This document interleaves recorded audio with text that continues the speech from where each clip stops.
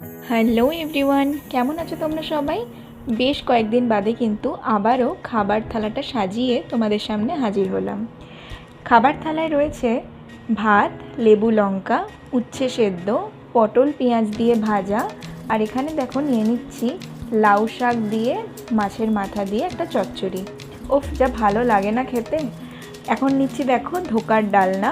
ধোকার ডালনা কিন্তু নিরামিষের দিনের জন্য একটা খুব সুন্দর একটা রেসিপি, আমার বেশ ভালো লাগে। তোমরাও তোমাদের ভালো লাগে কি না কমেন্ট সেকশানে কিন্তু লিখে জানাবে আমাকে।